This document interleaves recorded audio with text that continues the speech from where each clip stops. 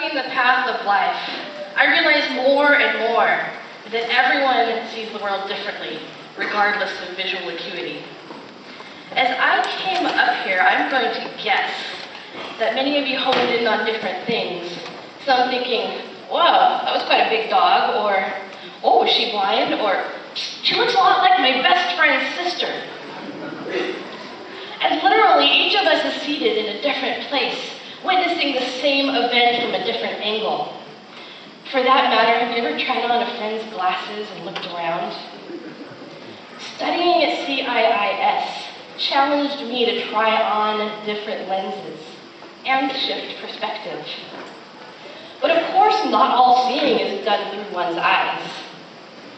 If you say, look, there's snow on the mountains, my imagination cranks into hyperdrive, and visions of Narnia blend with descriptions of Sir Edmund Hillary's climb up Mount Everest. The art of seeing is actually a very sensual, juicy experience, ripe with opportunities, bat at the fringes of perceived reality, and surrender to the turning of the heart. Now, my professor, Anne Leithall, often described the MFA program as a chance to fall in love with other people's art. Sometimes it was a chance for me to find peace with my own. From the start, my professors held space for me patiently as I railed fiercely against having my art labeled by my shortcomings. Oh, I tried so hard not to let my sight impairment inform my work. But then a classmate grew very curious and fascinated with the way I looked at things up really, really close. And she created these big, amazing canvases from little fragments of her own paintings, as she imagined I would see them. My stomach performed upside-down pirouettes. Here was this artist I barely knew, and she was falling in love with the way I saw art. Well, then why couldn't I? And as a performer, I expected to be humored at best for daring to show up in a body as ample as my heart.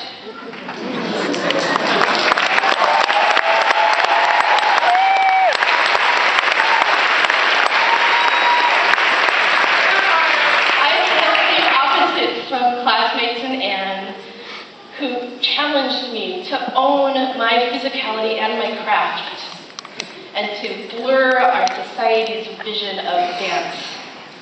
Memorable dance does not have to be pretty to be beautiful.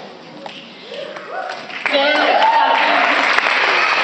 as classmates, I was very, very moved to be included in the classmates' powerful MFA project addressing mental illness. And then Carolyn Cook, our department chair, surprised me by adding yet more performance-making classes and supporting me to attend them. CIIS also reshaped my view of teaching. My professor's skill at asking all the right questions empowered me to seek and discover the answers. I want to be that teacher. Here's an example.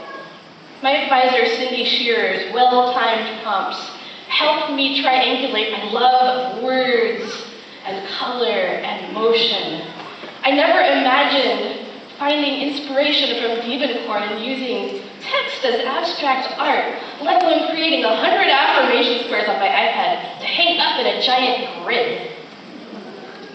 I was amazed to find viewers connecting with the way I see as they tried to figure out the hidden words.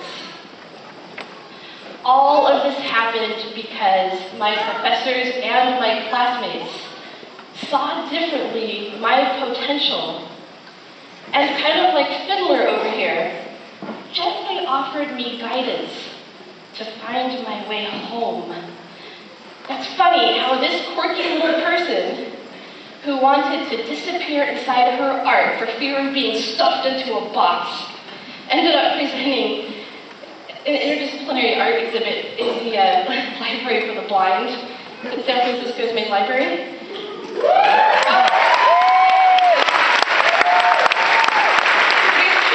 Not one, but two solo performance pieces that take place in, you guessed it, a box. They were awesome!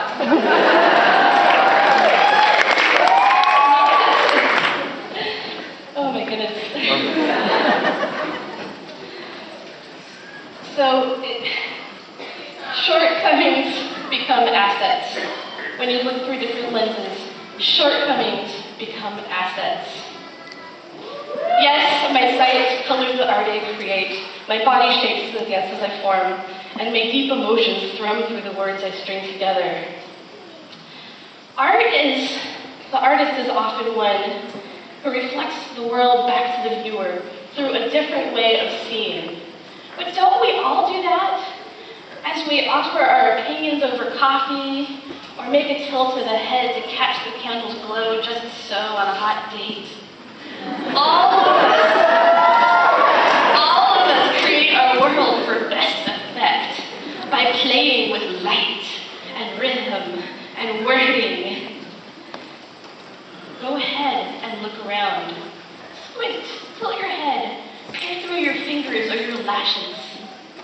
What is it that you see? You are framing art out of life by purposely seeing your world a little differently through fresh eyes.